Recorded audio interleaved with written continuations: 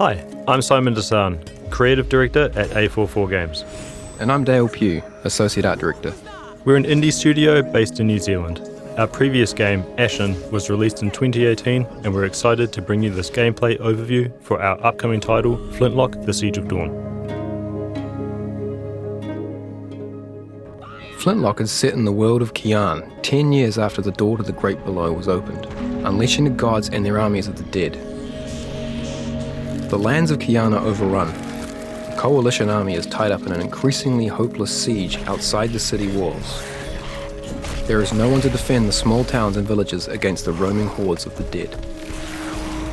You play as Nor Vanek, a flintlock weapons expert in the Coalition army, along with Inky, a mysterious fox-like companion who enhances your combat skills with his magical abilities.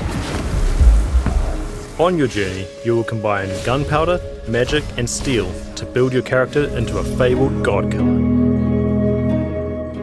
You'll also meet and recruit your former Coalition team to devise a plan to break the siege and end the war once and for all. As you travel throughout the world, you can establish your caravan at key rest locations. This is your chance to rest and prepare for your next adventure. The caravan will grow as you meet and recruit former Coalition team members to your cause. Each team member is an expert in their chosen field and unlocks crafting abilities and additional quest content. It's always good to rest at the campfire and see what's new. Building on our experience with Ashen, Flintlock retains elements of the Souls genre and infuses it with rapid mobility, resulting in dynamic and explosive combat, a style we call Souls Light. Flintlock's combat seamlessly interweaves melee and flintlock weapons with magic and rhythmic battles where combos chain together. Each enemy's attack pattern needs to be learned and mastered. Extreme mobility is a big part of the gameplay. It allows fluid and fast-paced action using your explosive black powder jump and dodge abilities. There are three main categories of weapon. Melee weapons, such as Nor's axe, flintlock pistols, and secondary black powder weapons including rifles and grenades. The axe, for example, is no woodcutter's tool.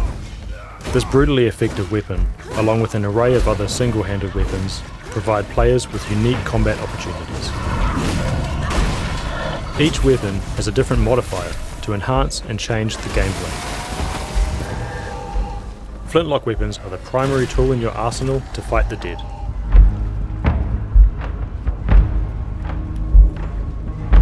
You restore black powder charges by hitting enemies with melee attacks.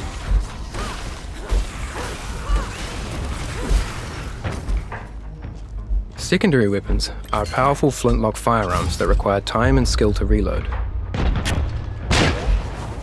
Like traditional black powder weapons of the past, they often only fire a single shot before needing to be reloaded with a skill-based reloading mechanic. Your secondary weapon charges are only replenished while resting, so preparing in advance and knowing when to deploy them is key to their successful use in combat. Grenades give you new strategic options to deal with enemies.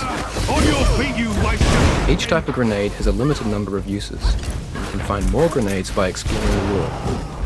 Much like the secondary weapons, you can restore your grenades by resting. The more grenades you pick up, the more you can throw between rests. Enemies can be engaged in a number of ways. Learning each enemy's moveset and mastering the best attack, counter-attack, and defensive moves are key to unlocking the full combat system in Flintlock.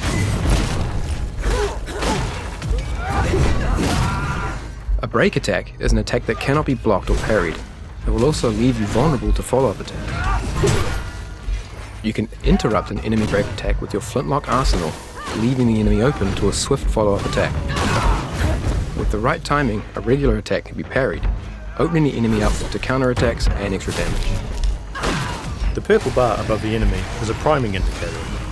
Once an enemy is fully primed, you can perform a critical attack, which instantly defeats an unarmored enemy.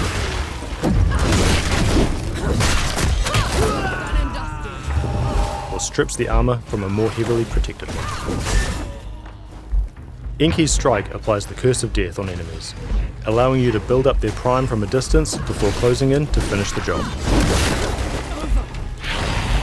While Inky's curse is active, your melee strikes will also build the priming bar, as well as inflicting damage.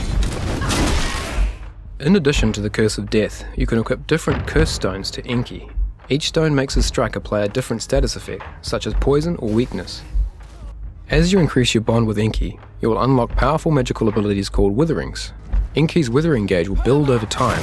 When it's full, Nor and Inky can fuse together and unleash a devastating ultimate attack. Armoured enemies take reduced damage and are less likely to be stunned by your melee attacks. While you can kill an enemy that's armoured, you'll often need to remove it first by fully priming them and using a critical attack. Shields prevent all damage from a frontal attack. You must first remove the shield to attack head-on, or find other openings.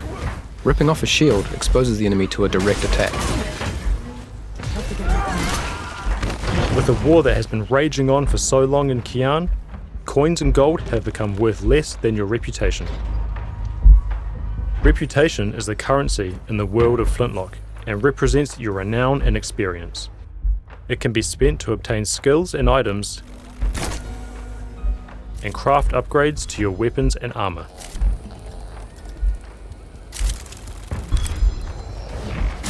Engaging in combat and defeating enemies is one of the best ways to build your reputation. The combat reputation multiplier rewards you for using unique moves in combat. Each unique strike, jump or dodge you weave in builds your multiplier and increases the amount of reputation you gain.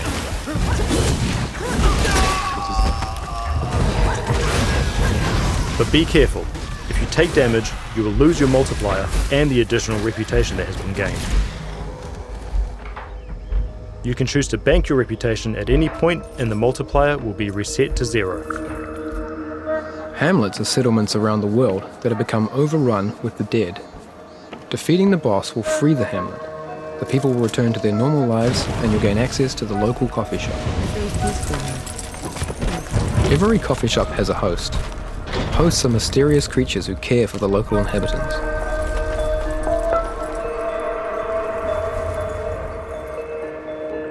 A host will give you an extra health restoration flask as a reward for getting rid of the dead. You'll also gain access to the shop, where you can cash in your reputation to buy clothing items and customize your look. Since the coffee shop is the central hub of every hamlet, hosts know everything going on in the local area, and will offer up rumours which form the basis of Flintlock's side quests. If you choose to follow up on a rumour, or engage in conversation with a local character you've met in the world, you'll be rewarded with quests. And what's in it for me? These are an excellent way to fully explore an area, unlock unique inventory items, and enhance your experience of the story.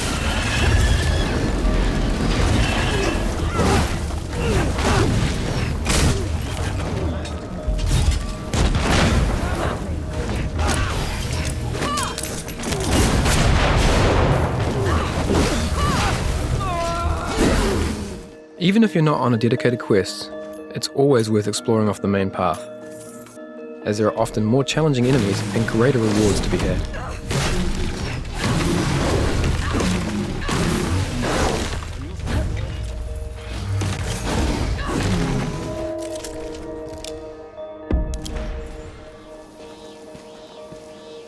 From myself, Dale, and the rest of the A44 team, thank you for checking out our gameplay summary.